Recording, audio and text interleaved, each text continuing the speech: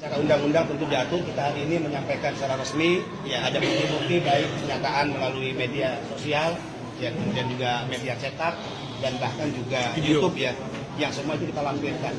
Sejak awal sudah jelas bahwa kerusuhan ini adalah rangkaian. Pertama, kata curang yang kemudian dipremin sejak awal ketidaksiapan 02 Prabowo CS untuk menerima dari hasil kontestasi demokrasi. Kerusuhan 21-22 itu dilakukan oleh 3 kelompok besar.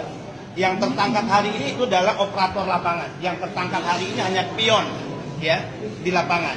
Kami mendesak hari ini dengan laporan resmi kami agar Polri berani menangkap para aktor dan dalang kerusuhan 21-22. Siapa mereka? Prabowo dengan klaim cendana yang didukung oleh 108 jenderal pensiunan Keblinger.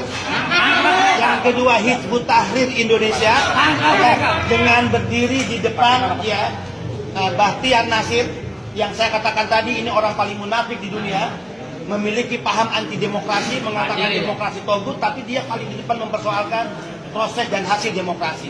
Yang ketiga adalah kelompok-kelompok yang berafiliasi langsung dengan ISIS. Itu sudah dipublish oleh Polri. Nah, 3 kekuatan ini adalah 3 kekuatan yang menjadi ancaman serius dalam proses kebangsaan kita.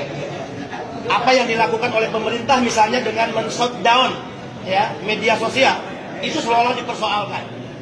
Kami ingin mengajak rakyat berapa kerugian besar para tokoh-tokoh ya yang tidak bisa membuka, para karyawan yang tidak bisa bekerja, ribuan orang yang punya hak menggunakan fasilitas jalan yang melakukan aktivitas sehari-hari kemudian itu juga tidak bisa mereka gunakan. Fasilitas publik yang dibiayai oleh uang negara, uang rakyat yang dihancurkan dan dibakar oleh mereka. Itu kerugian sebenarnya. Jika ada yang mengaku rugi karena shutdown media sosial, kalau zaman Soeharto, bukan media sosial Anda yang di-shutdown. Nasib Anda, nyawa Anda sudah bisa dihilangkan hanya karena kritik dan kekuasaan. Jadi masih mendingan shutdown terhadap media sosial, WhatsApp, Facebook, dibandingkan di era Orde Baru, nyawa manusia itu bisa di-shutdown oleh kekuasaan, oleh Orde Baru. Kemudian kami ingin menegaskan, ya, Prabowo Subianto tidak ada alasan, karena dari berbagai yang disampaikan statement-statement secara terbuka di media sosial, YouTube, mengarah pada dugaan ya terjadinya kerusuhan itu 22. Amin Rais juga seperti itu, kemudian Siti Hadianti Rukmana. Di malam tanggal 21, Titi datang ke lokasi. Di satu sisi Prabowo tidak pernah mengakui itu pendukungnya, tapi di sisi lain tim Prabowo termasuk Titi, mantan istrinya, datang memberikan support, memprovokasi massa di lapangan. Kemudian Bahtiar Nasir sebagaimana saya sebutkan tadi, Haikal Hasan yang selalu mengaku ustadz, padahal pada mulutnya yang keluar selalu provokasi. Saya Muslim, beliau Muslim, kita juga banyak Muslim. Yang keluar dari mulut seorang ustadz itu adalah kesejukan, perdamaian, bukan provokasi, bukan hasutan sebagaimana yang disampaikan oleh Haikal Hasan. Kiflan Zen, seorang kakek tua, pensiunan jenderal, yang layaknya dia istirahat dan diam di rumah, ya mengurus masa depan atau menunggu panggilan Allah Subhanahu wa taala. Kemudian Fadlizon, saya katakan lagi, saya anggota parlemen tahu persis Fadlizon menerima uang rakyat selama 1 periode 25 miliar, ya, dan itu juga diterima dari pajak rakyat yang bukan merupakan pendukungnya, tapi yang keluar dari mulut Fadlizon selama ini adalah sampah dan kotoran dan juga caci maki kepada pemerintahan. Neno Warisman, demikian juga kemudian Rizik Syihab.